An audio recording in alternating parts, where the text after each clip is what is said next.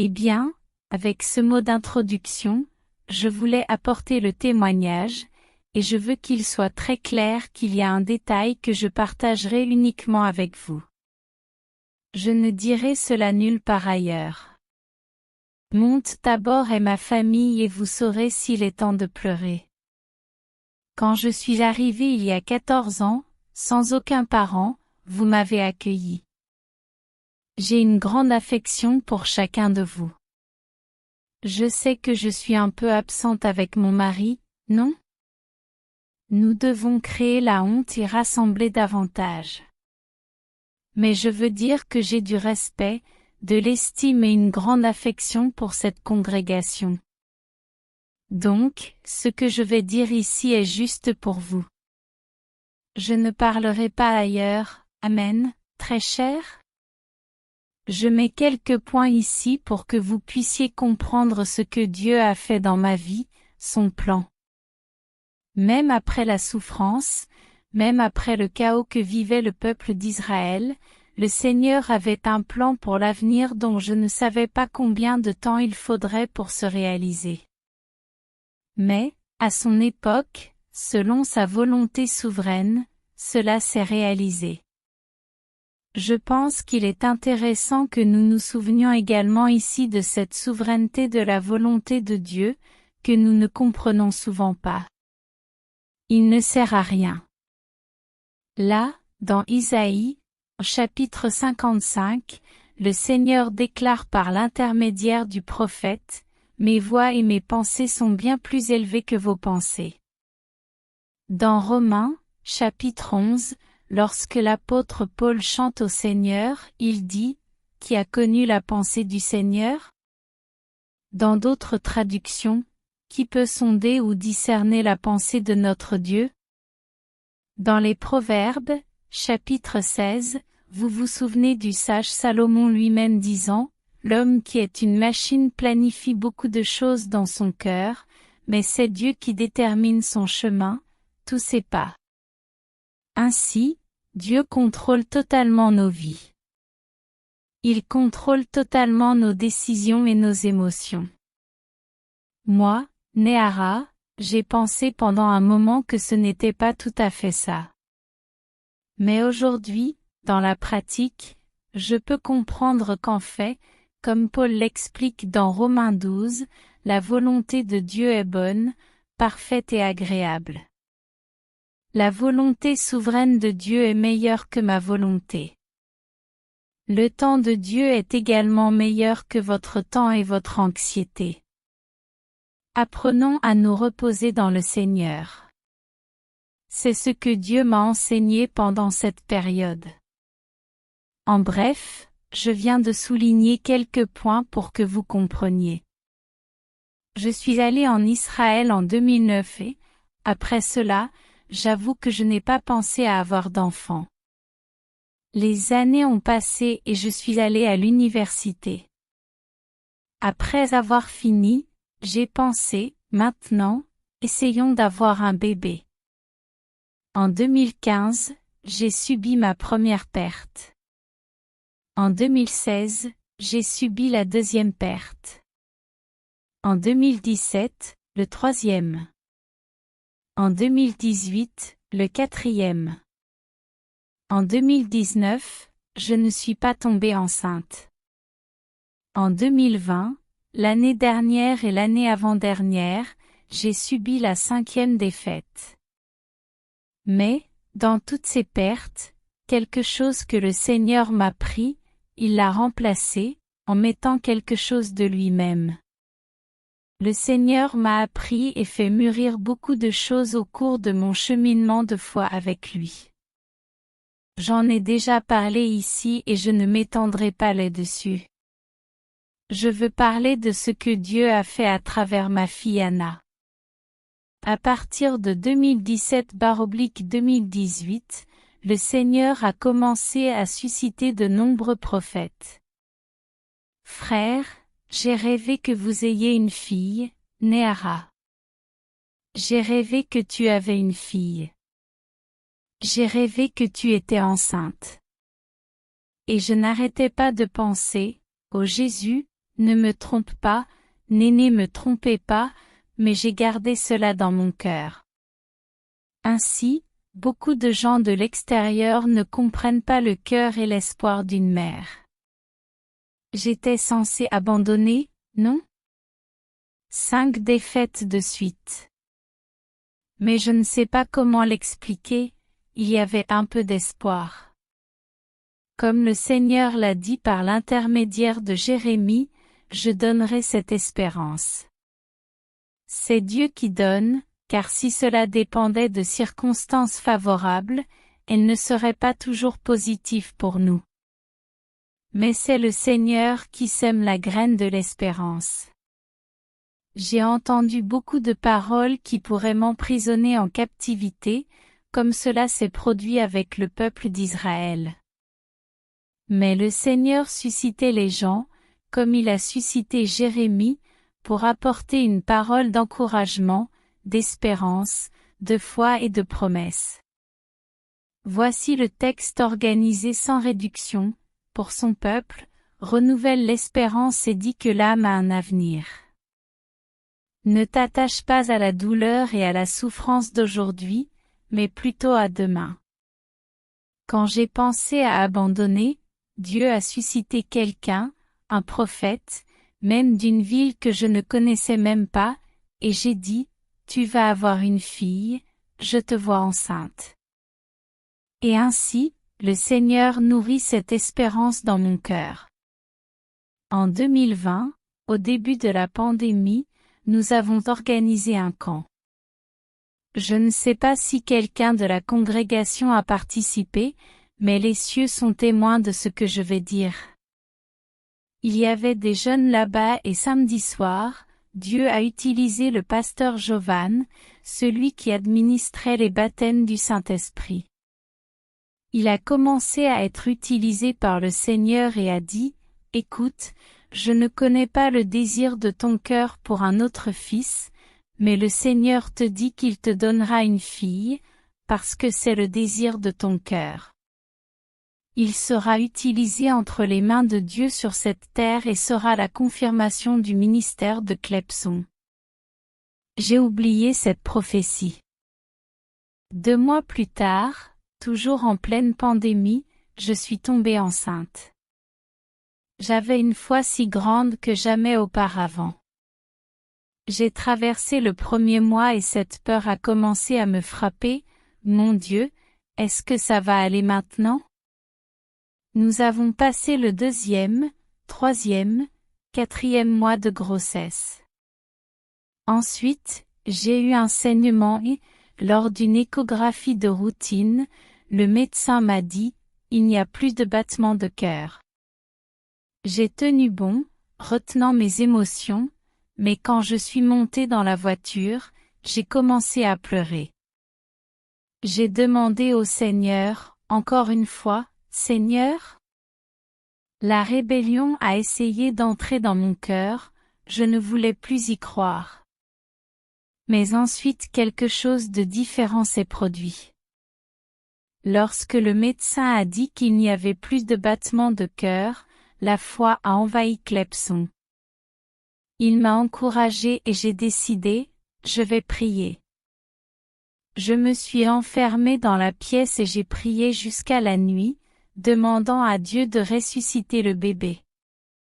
J'allais passer une autre échographie lundi matin, mais à partir de ce vendredi-là, j'ai commencé à crier, « Seigneur, ta parole dit que si nous croyons, nous verrons la gloire de Dieu, et même s'il est mort, il vivra. » Cette nuit-là, j'ai fait un rêve que je comprends comme étant une direction de Dieu. J'ai rêvé que j'étais dans une très belle demeure, avec un jardinier, quelqu'un qui s'occupait des lieux. Cet homme était responsable de ce beau jardin, et il y avait un canapé très chic, comme celui du berger. Il a alors commencé à appeler les enfants. 4 enfants sont venus à moi, un petit garçon, une petite fille, que j'avais déjà perdue, un autre petit garçon, et quand je les ai vus, j'ai compris que ces enfants étaient mes enfants. J'ai compris que c'était une vision du paradis. Voici le texte réorganisé sans réduction. Il a parlé, puis une autre personne est venue avec un petit cercueil, avec un petit garçon. Quand je l'ai perdu, je ne pouvais pas dire le sexe, je ne savais pas que c'était un garçon. Quand la fausse couche est arrivée, c'est là que j'ai vu que c'était un garçon. Dans le rêve, Dieu m'a montré cette vilaine fille et puis le petit garçon, très semblable à Israël, est apparu à l'intérieur du petit cercueil. Quand il s'est approché, j'ai regardé et j'ai pensé, il est si beau, mon fils. Était dans mon ventre. Il a dit, calme-toi, il m'a pris par l'épaule et m'a dit, calme-toi, entraîne-toi bientôt. Il va rejoindre ses autres enfants ici. Je me suis réveillée et ce jour-là j'étais en prière avec Dieu. J'ai dit, Seigneur, ça suffit. Je ne veux plus essayer de vivre cette frustration. Mais tu as placé un espoir dont même moi je ne comprends pas pourquoi. Je te demande, Seigneur, si cet espoir que j'ai est dû au fait que tu as encore un projet pour me donner un autre fils, je te le demande, donne-moi une fille.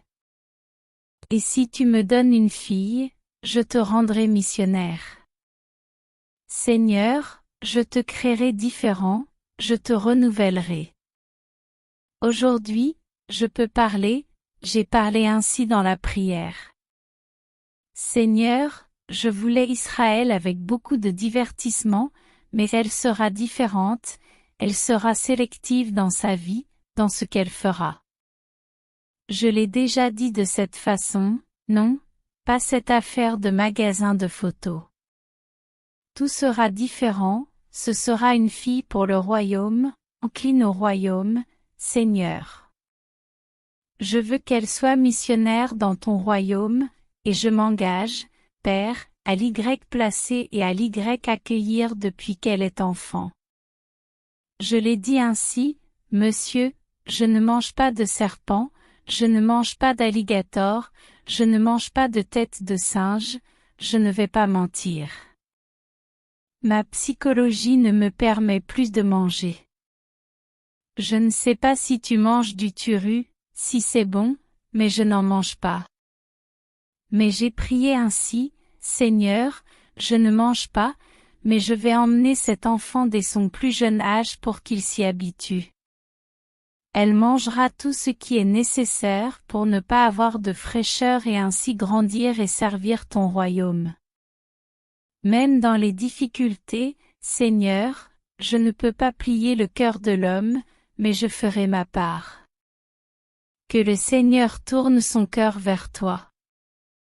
Et il y a encore une chose, si le Seigneur me donne cette fille, quand elle aura 1 an, j'aurai une messe à la maison le jour de son anniversaire et j'appellerai tous mes voisins.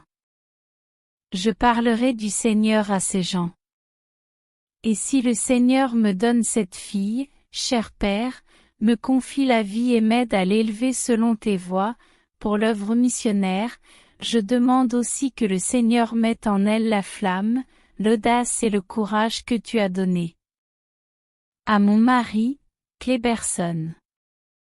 Il ne laisse pas de successeur, ni d'héritage de successeur dans le sens de préparation, comme Moïse l'a fait avec Josué.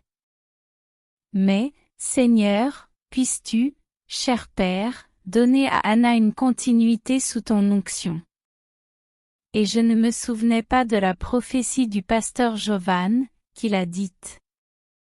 Ensuite, je me suis souvenu qu'il avait dit exactement cela, que ce serait une confirmation du ministère du pasteur Kleberson Bandera. Alors, regardez simplement les mystères de Dieu. Pour conclure, lorsque je suis tombée enceinte, j'ai décidé de ne rien publier et de ne rien dire à personne.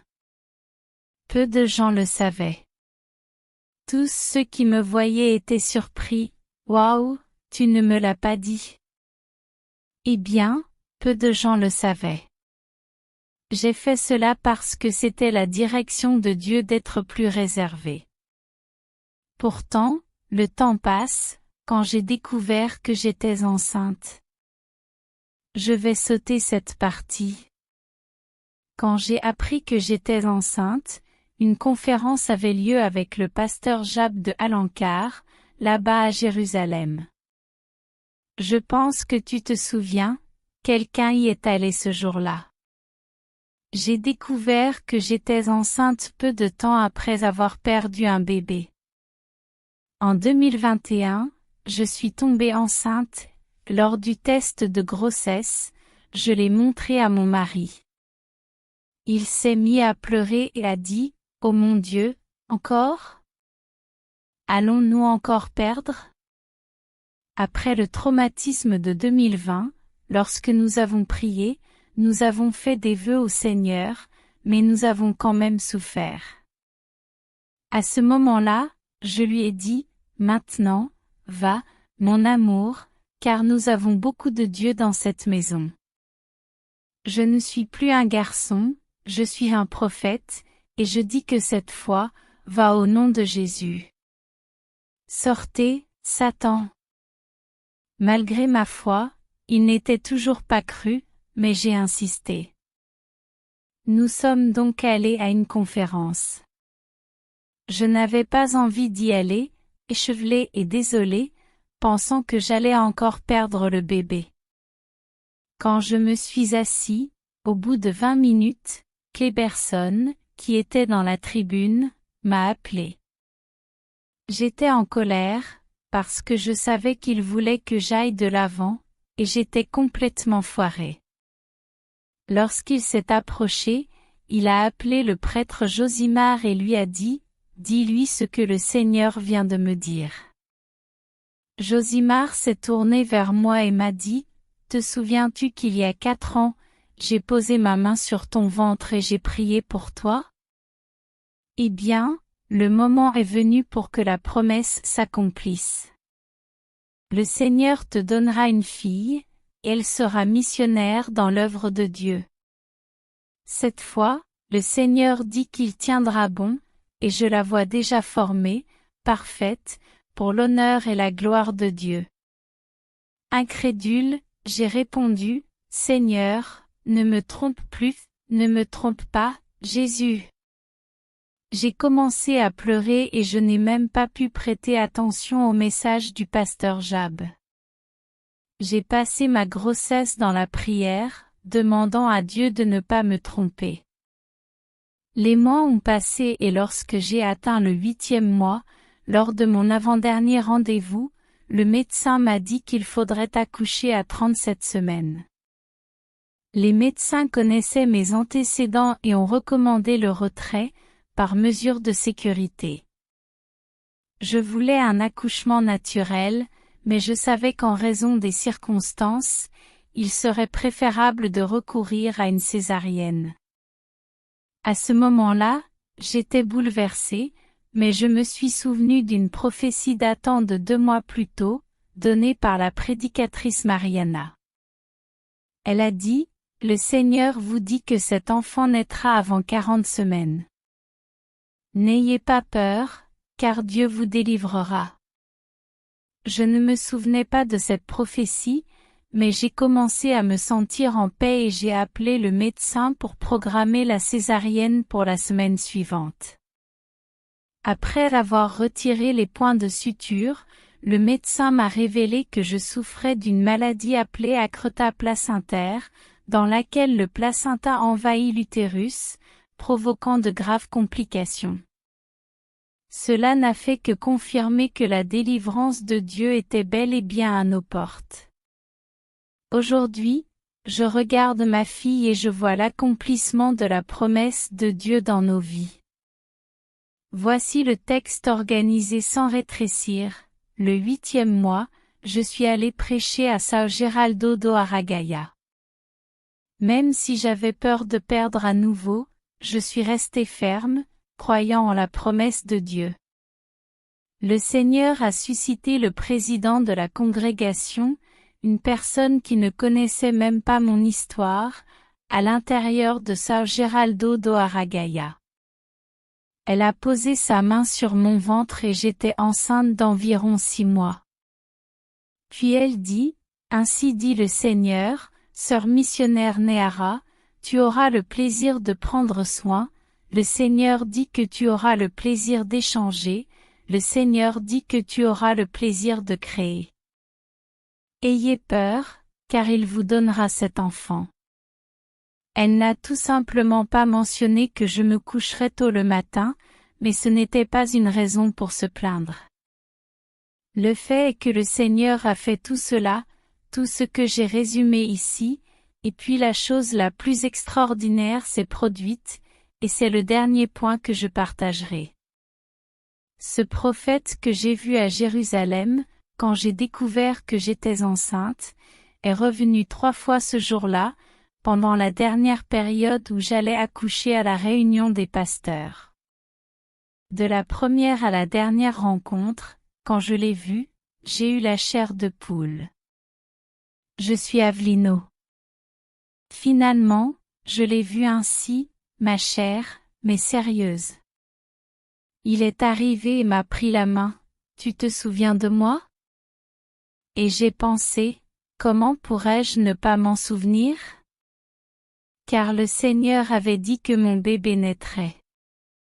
Même si j'avais peur, j'ai dit au nom du Seigneur Jésus, c'était déjà le 8e mois et Anna est née. Après 28 jours, elle a eu une infection, une septicémie tardive. Peu de gens le savent. J'ai passé environ 13 ou 14 jours à l'hôpital, hospitalisée avec elle, même si elle était traitée aux antibiotiques. La veille de ma sortie, qui s'est présenté à l'hôpital? Le prophète. Quand j'ai ouvert la porte, j'étais seule et j'avais même peur. Il a dit, sœur, laisse-moi voir la bénédiction. Ce Dieu est fidèle, il est fidèle même lorsque nous doutons. Il s'est assis sur le canapé et m'a donné un message, comme vous partez d'ici demain, vous serez libérés.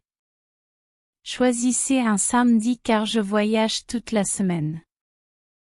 Rassemblez vos enfants, votre belle-mère, votre mari, mais personne d'autre dans votre maison, car le Seigneur a un message pour vous. Je vais juste vous dire ceci. Il a apporté un message du Seigneur sur la vie d'Israël et d'Anna. Même Anna, a-t-il mentionné dans un rêve. Le prophète a parlé du vœu que j'ai fait, inspiré par ce que Dieu a fait avec Samuel, et c'est pourquoi je l'ai nommé Anna. Pour conclure ce moment, il a dit que samedi, je devrais l'inviter chez moi. En fait, il n'était pas au courant du vœu que j'avais fait en secret, seul Dieu et moi le savions. La seule personne à qui j'en ai parlé était Adriano. Dans la ferme du pasteur Givanildo, je l'ai partagé avec Hilda, mais personne ne connaissait les détails.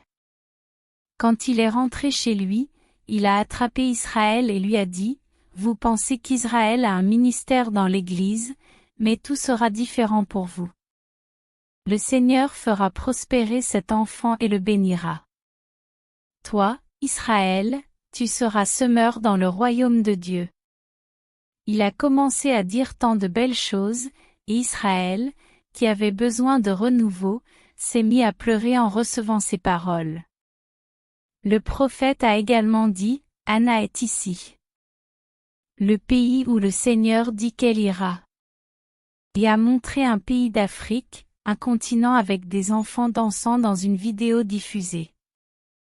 Il a dit que c'est ici que le Seigneur appelle cet enfant et qu'il a un appel sur lui. Il lui a oint les pieds et a dit que le Seigneur l'emmènerait en mission. Ce jour-là, j'ai compris que le Seigneur avait entendu ma prière et exaucé le désir de mon cœur. Je ne dis pas cela parce que je mérite quelque chose, au contraire, j'ai désormais une énorme responsabilité dans ma vie. Je vous demande de prier, mes frères de la congrégation, de redoubler de prières pour ma famille et que le Seigneur me donne la sagesse, la compréhension et la persévérance pour élever cet enfant.